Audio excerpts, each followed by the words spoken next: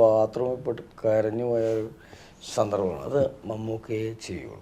എനിക്ക് മോഹൻലാലിനെ വെച്ച് സിനിമ ചെയ്യാൻ കഴിയുമെന്നുള്ളത് എൻ്റെ ഭാഗ്യമാണ്. ഇത് കണ്ടതിന് ശേഷം ഫ്രൈഡേ സിനിമ ഒന്നുകൂടി കണ്ടവരുണ്ടോ? ഒരു ക്വസ്റ്റ്യൻ മാർക്ക്. സിനിമയിൽ അഭിനയിച്ച പ്രതിഫലമായി കിട്ടിയത് 1.5 കറക്റ്റായി. രമേശനും മമ്മൂക്കായും തമ്മിലുള്ള ഒരു ഫ്രണ്ട്ഷിപ്പ്. ഞാൻ പറഞ്ഞു ഗോവിന്ദച്ചാമിയുടെ കൂടെ ഒന്നും അല്ല നടക്കുന്നത്.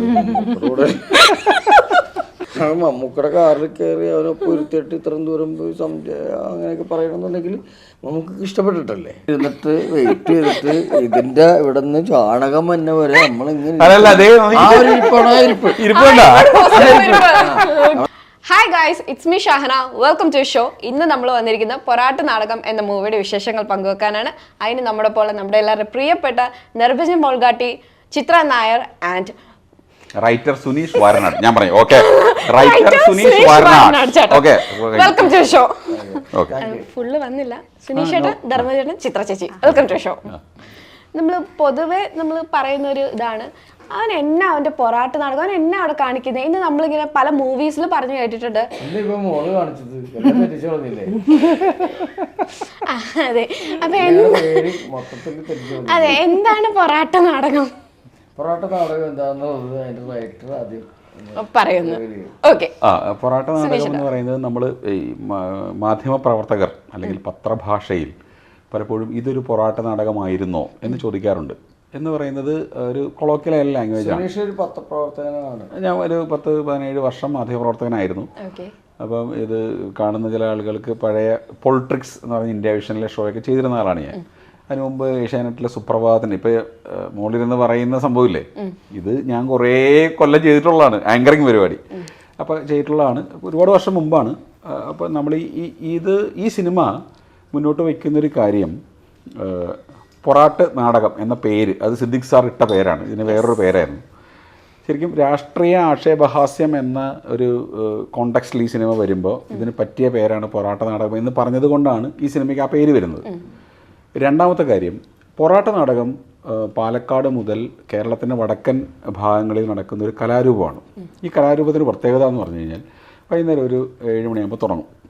പിറ്റേന്ന് വെളുക്കുന്നത് വരെയും ആ പൊറാട്ട നാടകം നടക്കും.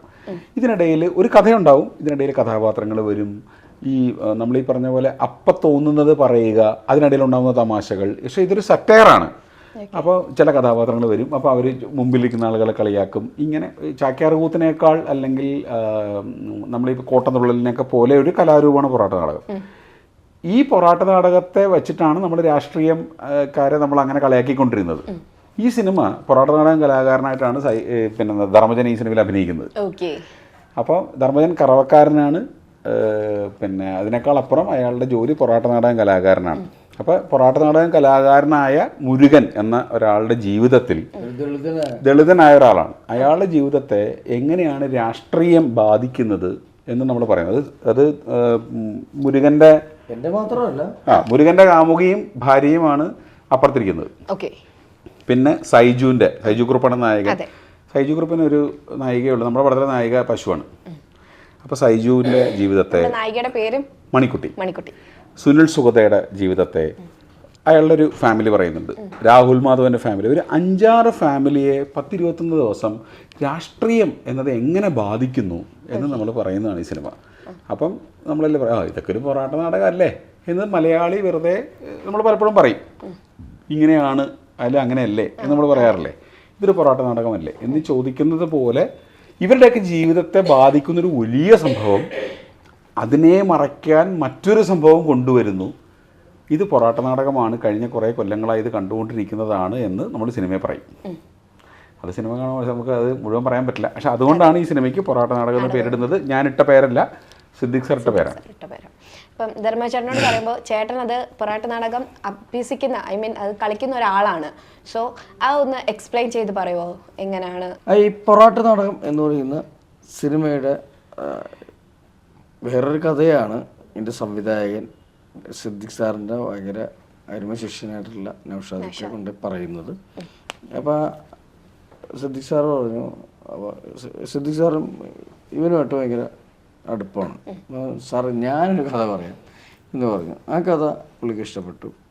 കഥ നൗഷാദ് ചെയ്യൂ, അതിൻ്റെ കൂടെ ഞാൻ ഉണ്ടാവും എന്ന് പറഞ്ഞിട്ട് ആശീർവാദത്തോട് തുടങ്ങിയ സിനിമയാണ്. അപ്പോൾ അങ്ങനെ ആ സിനിമ തുടങ്ങുന്നു. ഞങ്ങളെയൊക്കെ വിളിക്കുന്നു. ഞങ്ങളൊക്കെ സൗഹൃദങ്ങളിലുള്ള ആൾക്കാരാണ്. ഞാനുണ്ട്, വിഷാരടി ഉണ്ട്, കുറേ പേരുണ്ട്. പിന്നെ എൻ്റെ സൗഹൃദങ്ങളിലുള്ള ആൾക്കാരൊക്കെ വിളിക്കുന്നു, ഡയറക്ടറുടെ സൗഹൃദങ്ങളിലുള്ള ആൾക്കാരെ വിളിക്കുന്നു. അങ്ങനെയൊക്കെ വിളിച്ചിട്ട് ഈ സിനിമ തുടങ്ങുകയാണ്. ഇതൊരു പൊളിറ്റിക്കൽ സെറ്റയർ എന്ന് ആണ് ഇങ്ങനെ പറഞ്ഞുകൊണ്ടിരിക്കുന്നത്. പക്ഷേ പൊളിറ്റിക്കൽ സെറ്റേഴ്സിൻ്റെ ഒപ്പം 3-5 കുടുംബങ്ങളുടെ കഥ കൂടി പറയുന്നുണ്ട്, കുടുംബ കഥ കൂടി പറയുന്നുണ്ട്, സ്നേഹം പറയുന്നുണ്ട്. ഞാനും ചിത്രയും കൂടിയുള്ള താമര എന്നാണ് ക്യാരക്ടറിൻ്റെ പേര്. എൻ്റെ പേര് മുരുകൻ എന്നാണ്. ഞങ്ങളുടെ പ്രണയം പറയുന്നത്. ഞാനൊരു ദളിതനായിട്ടുള്ള ക്യാരക്ടറാണ്. ഞാനൊരു കറവക്കാരനായിട്ടുള്ളൊരു ക്യാരക്ടറാണ്.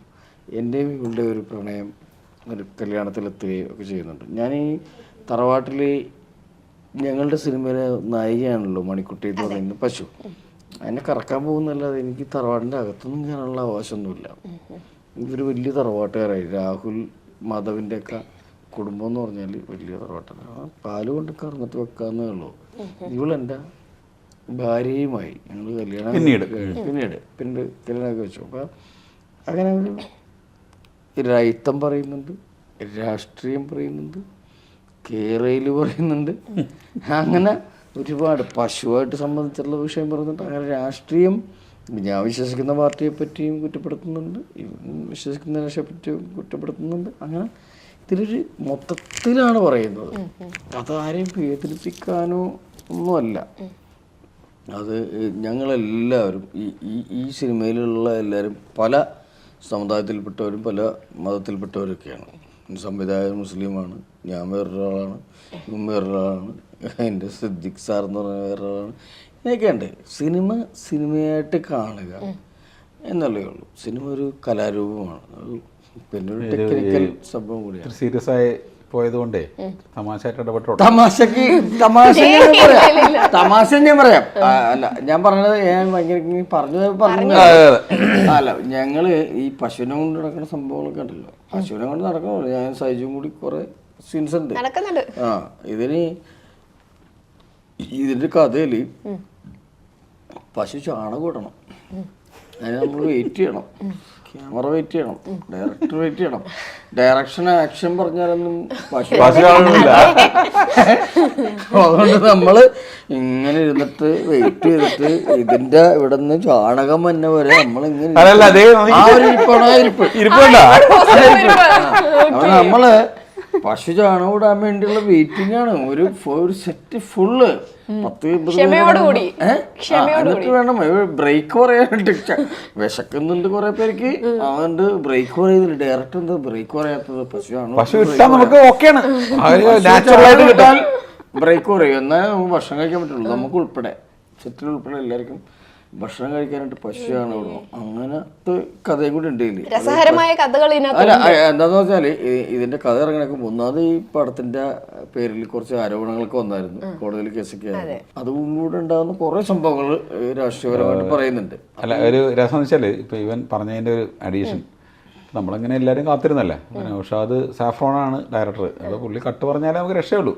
കുറേ സമയം നോക്കിയിരുന്ന് കട്ട് പറയുന്നില്ല. അവസാനം കട്ട് പറഞ്ഞു അവൻ ഭക്ഷണം കഴിക്കാൻ പോയി. കഴിഞ്ഞ് കയറുന്ന മണിക്കുട്ടി പൊറോ ഒരു 5 പ്രാവശ്യം ചാണകം. അതുവരെ മണിക്കുട്ടി പിടിച്ചത്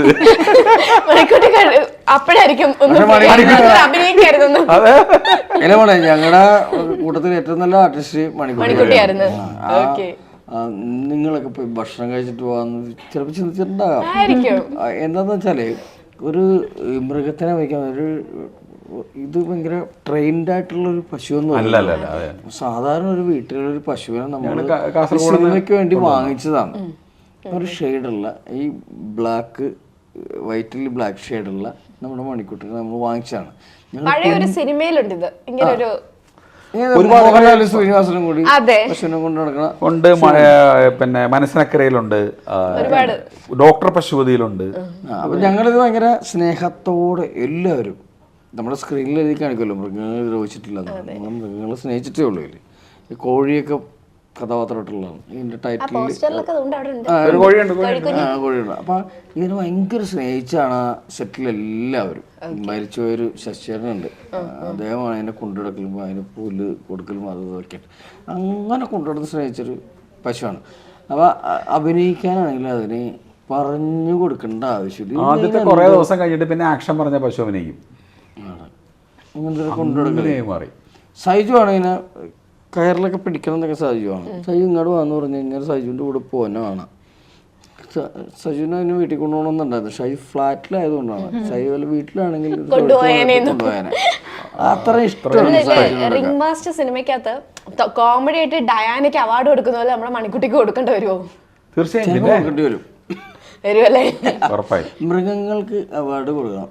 ഈ സർക്കാർ കഴിഞ്ഞ കുറേ നാളുകൾക്ക് മുമ്പ് ഹാസ്യ നടന്മാർക്കുള്ള സംസ്ഥാന അവാർഡ് നിർത്തലാക്കി. അപ്പോൾ നമ്മളൊക്കെ ഒന്ന് ഹാസ്യ നടനായിട്ട് ഇങ്ങനെ വന്യമുള്ളായിരുന്നു. അപ്പോൾ തന്നെ ആ അവാർഡ് നിർത്തലാക്കി. പിന്നെ ഇനി വേറെ അവാർഡ് മേടിക്കാൻ പോകാൻ പറ്റില്ല എന്ന് പറഞ്ഞാൽ മൃഗങ്ങൾ നന്നായിട്ട് അഭിനയിക്കുന്ന പടങ്ങൾ ഇഷ്ടം പോലെയുണ്ട്. അയ്യോ, വാലാട്ടി ദേവന്റെ സിനിമയാണ് ഒരുപാട് സിനിമകൾ. അപ്പൊ ഈ ട്രെയിൻഡ് ആയിട്ടുള്ള ആൾക്കാർ, പക്ഷെ ഈ സിനിമയിൽ ട്രെയിൻഡ് അല്ല മണിക്കുട്ടി. പക്ഷെ കുറച്ച് കഴിഞ്ഞാൽ മണിക്കുട്ടി ഇതിനകത്ത് നമ്മളുടെ കൂടെ ഒരു ആർട്ടിസ്റ്റാണ്. ആ മണിക്കുട്ടി ഇല്ലേ, അപ്പൊ നമ്മൾ ബാക്കിയെല്ലാം അടിയാകുമ്പോഴത്തേക്ക് മണിക്കുട്ടി കൊണ്ടുവരും. സുജിത് രാഘവ് എന്നാണ് ഇതിന്റെ ആർട്ട് ഡയറക്ടർ. സുജിത്തിന്റെ കൂടെയുള്ള ഒരാളാണ് ശശിചേട്ടൻ. ഒരുപാട് സിനിമകൾ, ഇപ്പൊ എന്റെ ഈശോ ഒരുപാട് സിനിമകൾ ചെയ്ത ആളാണ് ശശിചേട്ടനാണ് ഈ പശുവിനെ ഈ മണിക്കുട്ടി ഹാൻഡിൽ ചെയ്യുന്നത്. അപ്പൊ നമ്മൾ ഷോട്ട് റെഡി എന്ന് പറയുമ്പോൾ മണിക്കുട്ടിയെ കൊണ്ട് ശശിചേട്ടൻ കൊണ്ടുവരും. എന്നിട്ട് ഈ കയറ് കൊണ്ട് സൈജിന് കൊടുക്കും. പിന്നെ ഷോട്ടില് ശശിചേട്ടനില്ല, പിന്നെ സൈജുവും ഈ പശുവും കൂടിയാ. പക്ഷെ സൈജുവും മണിക്കുട്ടിയും കൂടെയുള്ള ആദ്യത്തെ ഒരു കുറേ ഒരു 3-4 ദിവസമേ പ്രശ്നമുള്ളൂ. പക്ഷെ പിന്നീട് എനിക്ക് തോന്നുന്നത് സൈജുവിനേക്കാൾ നന്നായി മണിക്കുട്ടി ആക്ടിങ് ആണ്. സൈജുവിന്റെ പ്രതിഫലത്തിൽ നിന്ന് പകുതി മണിക്കുട്ടിക്ക് കണ്ണിലൊക്കെ ആ കണ്ണ് കണ്ടു കഴിഞ്ഞാൽ നമുക്ക് മനസ്സിലാവും. കണ്ണിലൊക്കെ ആക്ടിങ് ആണ്, കണ്ണിലൊക്കെ ആക്ട് ചെയ്യും. അത്രയും ഗംഭീരമായിട്ട് നമ്മളെ കൂടെ നിന്നൊരാൾ. അപ്പോൾ നമ്മൾ സെൻസർ ചെയ്യുമ്പോൾ നമ്മൾ ഇങ്ങനെ ഇവൻ നേരത്തെ പറഞ്ഞ പോലെ ഇങ്ങനെ മൃഗങ്ങളെ ദ്രോഹിക്കാൻ പാടില്ല. അപ്പോൾ മണിക്കുട്ടിയുടെ അതേ രൂപത്തിൽ നമുക്കൊരു ഡമ്മിയുണ്ട്. അപ്പോൾ ഞങ്ങൾ ഡമ്മിയേയും വെക്കും. അപ്പോൾ അതായത് ചില കാര്യങ്ങൾ മൃഗങ്ങൾക്ക് ചെയ്യാൻ പാടില്ലല്ലോ, അതുകൊണ്ട് ഞങ്ങൾ ഡമ്മിയെ വെച്ച് ഷൂട്ട് ചെയ്തിട്ടുണ്ട്. പക്ഷെ ഞങ്ങൾക്ക് ഡമ്മി വരുമ്പോൾ എന്തിനാ ഡമ്മി, ഞാനിവിടെ നിൽക്കല്ലേ എന്ന് മണിക്കുട്ടി പറയുന്നത് പോലെ ഞങ്ങൾക്ക് ഫീൽ ചെയ്യും. കാരണം മണിക്കുട്ടി കൂടെ ഉണ്ട്. ഞങ്ങൾ സെറ്റിൽ വാങ്ങിയ ആളാണ്. സെറ്റിൽ ഞങ്ങളുടെ കൂടെ സത്യം പറഞ്ഞാൽ 28 ദിവസം കാസർഗോഡ് നീലേശ്വരത്ത് തന്നെ ഷൂട്ടിങ്. ഈ ഷൂട്ടിങ്ങിൽ രാവിലെ കുടിക്കുന്ന ചായ, അതിൻ്റെ പാല് മണിക്കുട്ടിയുടെ പാലാണ്. അത്രയും പറയാം. 28 ദിവസം മണിക്കുട്ടി 28 ദിവസമല്ല, ഞങ്ങളുടെ കൂട്ടത്തിലെ ആള് തന്നെ വാങ്ങിക്കൊണ്ട് പോയി. ഇല്ല, ഷൂട്ട് ചെയ്ത വീട്ടിലെ ആള് മണിക്കുട്ടിയോട് ചോദിച്ചു, പക്ഷെ കൊടുത്തില്ല. നടൻ വിനീതില്ലേ, നഗരങ്ങളിലൊക്കെ അദ്ദേഹത്തിന്റെ തറവാട്ടിലാണ് രാഹുൽ മാധവിന്റെ തറവാടായിട്ട് ഷൂട്ട് ചെയ്തത്. അവിടുത്തെ ആള് ചോദിച്ചു, പക്ഷെ ഞങ്ങൾക്ക് മണിക്കൂട്ടിനെ കൊടുക്കാൻ പറ്റില്ലായിരുന്നു. ഞങ്ങള് പിന്നെ ചിത്ര നായർ എന്ന് പറയുന്ന ഒരു അഭിനേത്രി ഉണ്ട് നമ്മൾ ഈ സിനിമയിൽ. ഇപ്പൊ മിണ്ടാണ്ടിരിക്കാണ്.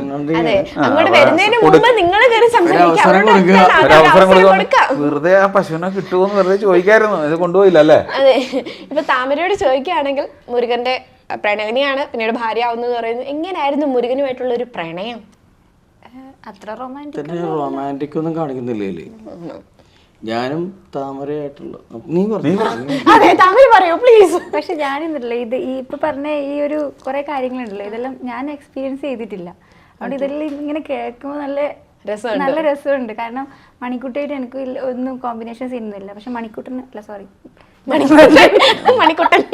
അല്ല എൻ്റെ മണിക്കുട്ടൻ ആയിട്ട് എനിക്ക് കോമ്പിനേഷൻ ഉള്ളത്. അപ്പോൾ സെറ്റിൽ അങ്ങനെ ഞാൻ മണിക്കുട്ടീനെ ഇപ്പൊ പറയുമ്പോൾ ഒരുപാട് മിസ് ചെയ്യുന്നുണ്ട്. എനിക്കങ്ങനെ പറ്റിയിട്ടില്ല. അത് ഇത് കേൾക്കുമ്പോൾ നല്ല രസമുണ്ട്. അത് അന്നേരം പിന്നെ താമര എന്ന് പറയുന്ന ക്യാരക്ടർ ധർമ്മജൻ ചേട്ടൻ്റെ പേര് ചെയ്യുന്നു. അപ്പം എന്താ പറയണ്ടേ, അത്ര കാമുകിയാണ്, എന്നാലും പിന്നീട് വൈഫ് ആവുന്നുണ്ട്. പക്ഷെ അത്ര റൊമാൻറ്റിക്കും അങ്ങനെയല്ല. നമ്മൾ എഴുതി വെച്ചേക്കണതിൽ, സുനീഷ് എഴുതി വെച്ചേക്കണതിൽ വിപ്ലവകരമായിട്ടുള്ള പ്രണയമാണ്. പിന്നെ ക്ലൈമാക്സ്, അതായത് പൊറാട്ട നാടകം പലപ്പോഴും സ്ത്രീ കഥാപാത്രങ്ങളെ പുരുഷന്മാരാണ് അവതരിപ്പിക്കുക കാലങ്ങളായി. സ്ത്രീകൾ ചെയ്യാറില്ല. ഈ സിനിമയുടെ ക്ലൈമാക്സ് ഞാൻ അത് റിവീൽ ചെയ്യില്ല, അത് മറ്റൊരു വിപ്ലവമാണ്. അതാണ് സിനിമയുടെ ക്ലൈമാക്സ്. അതിൽ ചിത്ര ചെയ്തൊരു കഥ ഇപ്പം നമ്മളുടെ ഇപ്പം ഞാനില്ല എന്നൊക്കെ പറയുന്നില്ല, ഈ സമയത്ത് ഇപ്പം ആ സിനിമ ഇറങ്ങി സുരേഷൻ്റെയും ഇപ്പം ഇവരുടെ ഒരു വലിയൊരു പിന്നെ രതീഷ് ബാലകൃഷ്ണ പൊതുവാളിൻ്റെ പടങ്ങളിൽ അതിലൂടെയാണല്ലോ ഈ ചിത്ര വരുന്നത്. അപ്പോൾ ചിത്ര ഈ നമ്മുടെ പടം ഷൂട്ട് ചെയ്യുന്ന അതേ സമയത്താണ് ആ സിനിമയെ ഷൂട്ട് ചെയ്യുന്നത്. അപ്പോൾ ചിത്ര പലപ്പോഴും നമ്മുടെ ലൊക്കേഷനിൽ നിന്ന് നേരെ അവിടെ പോകും. അത് ഷൂട്ട് ചെയ്തിട്ട് നമ്മൾക്ക് ചോദിക്കും ഇത്ര ഞാൻ ഇതിന് വന്നാൽ പോരായിരിക്കും. അപ്പോൾ ചിത്ര പലപ്പോഴും മണിക്കുട്ടിയായിട്ടുള്ള ബന്ധമില്ല എന്ന് പറയുന്നത് ചിത്ര മിസ്സായി പോകും. വളരെ ചെറിയ വളരെ ബിസിയാണ്. അല്ല അങ്ങനെ ആയിക്കോട്ടെ, ഇനി ഒരുപാട് അല്ല ബിസി ആവണമല്ലോ. അപ്പൊ അങ്ങനെയാണ് ആ സിനിമയുടെ കൂടെ അഭിനയിച്ചാണ് ഈ സിനിമ. പക്ഷെ എന്നിട്ട് പോലും ചിത്ര ഈ സിനിമയുടെ ക്ലൈമാക്സിൽ ഇത് ഇങ്ങനെ ഒരു കലാരൂപത്തെ അത് അറിയുകയും പഠിക്കുകയും അത് അവതരിപ്പിക്കാൻ ശ്രമിക്കുകയൊക്കെ ചെയ്തിട്ടുണ്ട്. അത് സിനിമ വളരെ കുറച്ച് ഞാൻ പറഞ്ഞു വന്നത് എന്നെ പറ്റിയാ നല്ലത് പറയാനട്ടാ. അല്ലാതെ അതെങ്ങനെ പറയണം എന്തായാലും തീർച്ചയായിട്ടും. ഇപ്പൊ സുരേഷ് ഏട്ടൻ പറയുമ്പോ എന്നെ ഇതിലേക്ക് വിളിക്കുന്ന സുരേഷ് ഏട്ടൻ വിളിച്ചു ഫസ്റ്റ്. അപ്പം സുരേഷ് ഏട്ടൻ എനിക്ക് സിനിമയായിട്ട് യാതൊരു ബന്ധവും എന്ന് വെച്ചാൽ ഈ സിനിമ അതായത് ഒരേ ക്യാരക്ടറിനെ ഞാൻ രണ്ടാമതും ചെയ്തിട്ടില്ല. അപ്പം അതല്ലാതെ അതിലുള്ളവരെ അറിയുന്നതല്ലാതെ സിനിമയായിട്ട് യാതൊരു പരിചയമില്ല. പക്ഷെ സുനേഷ് ചേട്ടൻ്റെ മറ്റേ മഞ്ജു ചേച്ചീൻ്റെ ആ മൂവി ഞാൻ കണ്ടിട്ടുണ്ട്, മോഹൻലാൽ കണ്ടിട്ടുണ്ട്. അപ്പം സിനിമയിൽ മുമ്പിൽ സ്ക്രീനിൽ കാണുന്നവരെ ഞാൻ സാധാരണ ഒരു സിനിമ ഇഷ്ടപ്പെടുന്ന ഒരാളാണ്. അപ്പോൾ സ്ക്രീനിൽ കാണുന്നവരെ എനിക്ക് പരിചയമുള്ളൂ. അപ്പം ഇപ്പോൾ സാറിന് സുനേഷ് ചേട്ടൻ എനിക്ക് അന്നേരം ആ സിനിമ ഞാൻ കണ്ടിട്ടുണ്ട്, എനിക്ക് ഭയങ്കര ഇഷ്ടമായതുമാണ്. അപ്പോൾ ഞാൻ മറ്റേ മോഹൻലാൽ എഴുതി എന്നെ എല്ലാവരും പറ്റിക്കലുണ്ട്. അപ്പോൾ അതൊന്നും ഞാൻ വിചാരിച്ചത്. അപ്പോൾ സുനേഷ് ചേട്ടൻ വിളിച്ചു. പിന്നെ പോയി കഴിഞ്ഞിട്ടാകുമ്പോൾ സുനേഷ് ചേട്ടൻ ഇങ്ങനൊരു റോളാന്ന് പറയുമ്പോൾ ഞാൻ എനിക്കും അതെ ഒരു ബാക്ക്ഗ്രൗണ്ടും ഇല്ല, നാടകം ഒരു സ്റ്റേജിൽ പോലും ഞാൻ കയറി പെർഫോം ചെയ്തിട്ടില്ല, ഗ്രൂപ്പ് ഐറ്റം അങ്ങനെ ചെയ്തതേ ഉള്ളൂ.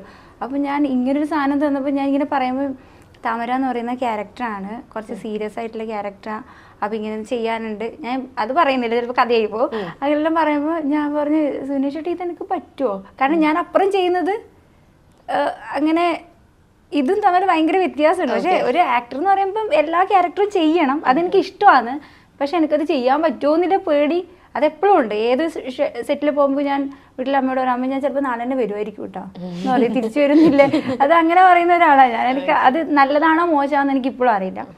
അപ്പോൾ സുനേഷ് ചേട്ടൻ പറഞ്ഞാൽ എനിക്ക് ചെയ്യാൻ പറ്റും, നീ എനിക്കത് എൻ്റെ കയ്യിൽ നീ തരണം, അങ്ങനെ എന്തോ പറഞ്ഞു സുനേഷ് ചേട്ടൻ എന്നോട്. അല്ല ഇവര് നമുക്ക് ചിത്രയെ കാണുന്നത് എന്നത്തെ അങ്ങസുടുക്കലാണ്. അപ്പം അതിൽ ആ പാട്ട് ആ ഓട്ടോറിക്ഷയിൽ പോകുന്ന സീന്, അപ്പം നമ്മൾ ഒരുപക്ഷെ ഈ സിനിമയുടെ ആദ്യം നമ്മൾ കാസർഗോഡിന് ലൊക്കേഷൻ കാണാൻ പോകുമ്പോൾ തന്നെ ചിത്ര ക്യാരക്ടർ ചെയ്ത് നന്നായിരിക്കും എന്ന് തോന്നി. ധർമ്മൂസിൻ്റെ ഒരു പെയറായി വന്നാൽ നല്ലതായിരിക്കും. അപ്പം ഞാൻ ചിത്രയോട് പറഞ്ഞത് തനിക്ക് പറ്റും. അപ്പം ഞാൻ ഫോണിൽ അപ്പോൾ ഇദ്ദേഹത്തിന് എന്നെ പരിചയമില്ലല്ലോ, അപ്പോൾ ഇപ്പോൾ വിളിച്ച് പറ്റിക്കുന്ന ആൾക്കാരെ നമുക്കറിയില്ല. അപ്പോൾ ഞാൻ പറഞ്ഞു ഞാൻ ഇങ്ങനെ മോഹൻലാലൊക്കെ എഴുതിയ ആളാണ്, അപ്പോൾ എനിക്ക് വേറെ ഇൻട്രൊഡക്ഷൻ ഒന്നും നമുക്ക് പറയാനില്ല. ഞാൻ ഇങ്ങനെ എൻ്റെ പേര് സുനീഷ് വാരനാട്, ഞാനിങ്ങനെ ആ സിനിമയ്ക്ക് എഴുതിയ ആളാണ്. നമ്മുടെ ഈ സിനിമയിലൊരു കഥാപാത്രമുണ്ട്, അത് പിന്നെ പറ്റുന്നൊരു ക്യാരക്ടറാണ്. ഇങ്ങനെ ഈ നമ്മുടെ സിനിമയുടെ ക്യാരക്ടറിൻ്റെ പേര് താമര എന്നാണ്. ഇപ്പോൾ പൊറാട്ട നാടകം അവതരിപ്പിക്കുന്ന ഒരാളുടെ കാമുകിയാണ്, പിന്നെ കല്യാണം കഴിക്കുമെന്നൊക്കെ പറഞ്ഞു. അപ്പോൾ ആദ്യം ഇയാള് ഞെട്ടിപ്പോയെന്ന് മാത്രമല്ല, പുള്ളി ഒക്കെ അത് കട്ട് ചെയ്ത് കളഞ്ഞു. പിന്നീട് പുള്ളി നമ്മളെക്കുറിച്ച് അന്വേഷിച്ചിട്ടുണ്ടാവും. അപ്പോൾ പിന്നെ കുറേ ദിവസം കഴിഞ്ഞിട്ടാണ് എന്നെ വിളിച്ചിട്ട് സാറേ അത് ഒറിജിനലായിരുന്നല്ലേ, ഞാൻ പറഞ്ഞു സിദ്ദിഖ് സാറിന്റെ പടമാണ് ഇപ്പൊ പറഞ്ഞു. അങ്ങനെ സാറ് കാസർഗോഡ് വരുമ്പോഴത്തേക്ക് അപ്പൊ ഈ പിന്നെ മോനുണ്ട്. പിന്നെ ഇതിന്റെ ഭാഗമായി കുറച്ച് ഡിലേ ആയി തോന്നുന്നു, എന്തോ ഡേറ്റിന്റെ പ്രശ്നം. പിന്നെ ഞാൻ അങ്ങോട്ട് വിളിച്ചു, സാറ് സിദ്ദിഖ് സാറ് വന്നാ ഓഡീഷൻ ഉണ്ട് എന്ന് പറഞ്ഞു. ഓഡീഷനും കൂടി ഉണ്ട്, ആ ടാസ്കും കൂടി കഴിയണം. അപ്പൊ ഓഡീഷന് പോയ സമയത്തും സിദ്ദിഖ് സാറിനെ നേരിട്ട് കാണാൻ പറ്റി. കാരണം സിദ്ദിഖ് സാറിന്റെ സിനിമയെല്ലാം കണ്ട് ചിരിച്ച് എത്ര കണ്ടാലും മതി വരാത്ത ഇപ്പോഴത്തെ സിനിമയെല്ലാം ഞാൻ ഇത് പറഞ്ഞാൽ എന്താവും എനിക്കറിയാം. പക്ഷെ ചില സിനിമകൾ മാത്രമേ നമുക്ക് വീണ്ടും കാണാൻ തോന്നും. പക്ഷെ മുമ്പത്തെ സിനിമ എന്നെല്ലാം പറഞ്ഞാൽ നമുക്ക് ആ കോമഡി നമുക്കറിയാം, നെക്സ്റ്റ് ഇതാ സീൻ എന്നറിയാം, എന്നാലും കണ്ടോണ്ടിരിക്കും. ബ്ലഫ് മാസ്റ്ററും ഡൈ ബംഗ്ലാവെല്ലാം കാണുന്നതാണൊക്കെ ഞാൻ കാര്യം പറയാം. അതൊക്കെ നമുക്ക് വീണ്ടും വീണ്ടും കാണാൻ തോന്നുന്ന കുറേ കാര്യങ്ങൾ. അപ്പോൾ അങ്ങനെയുള്ള ലെജൻഡ് സിദ്ദീഖ് സാറിന് അന്ന് ഓഡിഷന് സെലക്ട് ആവുമോ എന്നല്ല ഞാൻ ചിന്തിച്ചത്, സാറിന് കാണാൻ പറ്റിയല്ലോ സത്യം കേട്ടോ. മോനുമായിട്ട് വന്നു, അപ്പോൾ ഞാൻ പറഞ്ഞു ഇപ്പോൾ വിശ്വാസമായോ? ഇപ്പഴും വിശ്വാസം സാറേ കറക്റ്റാണ്. ഇനിയിപ്പോൾ സാറ് പുള്ളിയൊന്നുമല്ല അഭിനയത്തിൽ ഈ പുലിയാണ്. ഓക്കെ. അല്ല, ഈ ഒരുപാട് സിനിമകളിൽ ഇനിയിപ്പോൾ ചിത്രയെ നമ്മൾ ഒരു കാസർഗോഡുകാരിയായിട്ട് കാണേണ്ട കാര്യമില്ല, അതായത് അവിടെയാണ് വരാം. പക്ഷെ അങ്ങനെയൊന്നുമല്ല കേട്ടോ. നല്ല ഈ സിനിമയിൽ അങ്ങനെ ഒരുപാട് സ്ക്രീൻ സ്പേസുകളൊന്നുമില്ല. പക്ഷേ ആ കഥാപാത്രം വളരെ സീരിയസ് ആയ കഥാപാത്രമാണ്. ആ കഥാപാത്രത്തെ അതിൻ്റെ പോസ്റ്ററിൽ കണ്ടാൽ അറിയാൻ പറ്റും അവളുടെ ഒരു മുഖത്തിന്റെ ഭാവം ഇതല്ല. അതിന്റെ ആത്മാവ് ഉൾക്കൊണ്ട് പിന്നെ അഭിനയത്തില് അവള് സിദ്ദീഖ് സാറിന്റെ സൗണ്ടിലൊന്ന് പറയോ? അതെ, സിദ്ദീഖ് സാറിന്റെ സൗണ്ടിലൊന്ന് പറയോ? അല്ല, എൻ്റെ ഈ ചിത്ര നമ്മുടെ സിനിമ ഈ എഡിറ്റ് ചെയ്യുന്നതിന് മുമ്പ് സാറ് ഫുള്ളൊരു റൗണ്ട് കണ്ടു. അപ്പോൾ സാറിൻ്റെയൊക്കെ പറഞ്ഞു നന്നായിട്ടുണ്ട്, ഓക്കെയാണ്, ഞാൻ ഇത്രയും പ്രതീക്ഷിച്ചില്ല, പക്ഷേ നന്നായി വന്നിട്ടുണ്ട് എന്ന് പറഞ്ഞു. അപ്പം ഞാൻ ഇങ്ങനെ ഓരോരുത്തരും അപ്പം ഞാൻ പറഞ്ഞു ഇങ്ങനെ നമ്മൾ ആദ്യം വിചാരിച്ചതുപോലെ അല്ല മറ്റേ ആ കുട്ടി. അപ്പം ഞാൻ പറഞ്ഞു സാറേ ചിത്ര, എന്താ കുട്ടിയുടെ പേര്? ചിത്ര നായർ. വാല് കളഞ്ഞ, പക്ഷെ ബാക്കി ഓക്കെയാണ്. ഞാൻ ഇട്ടതല്ല കേട്ടോ. അല്ലല്ല, ഞാൻ വാലിന്റെ വീട് അല്ല, ഞാൻ തമാശ പറഞ്ഞ സാറ് തമാശ പറഞ്ഞാണ്. അപ്പോൾ ഈ പിന്നെ ചിത്രയെ സാറ് നോട്ട് ചെയ്തിട്ട് പറഞ്ഞു അയാൾ നന്നായി ചെയ്തിട്ടുണ്ട്, ഉക്കുറായിട്ടുണ്ട്. ക്ലൈമാക്സ് ഇയാളിലാണ് നന്നായിട്ടുണ്ട് എന്ന് പറയുമ്പോൾ നമ്മൾ അപ്പോൾ ഞാനൊരു പക്ഷെ പിന്നീട് ഡബ് ചെയ്യുന്നപ്പോഴോ അങ്ങനെ ഏതോ സമയത്താണ് ചിത്രം ഞാൻ പറഞ്ഞു സിദ്ദിഖ് സാറ് പറഞ്ഞു കേട്ടോ നന്നായിട്ടുണ്ട് എന്ന് പറയുമ്പോൾ ഭയങ്കര കാര്യം. ഇപ്പം നമുക്ക് അങ്ങനെ കമ്മ്യൂണിക്കേറ്റ് ചെയ്യാൻ ഇപ്പോൾ ചിത്രം ഒരിക്കലും സിദ്ദിഖ് സാറിനെ വിളിച്ച് ചോദിക്കാൻ പോകുന്നില്ല, അല്ലെങ്കിൽ വിളിക്കാൻ പറ്റില്ല.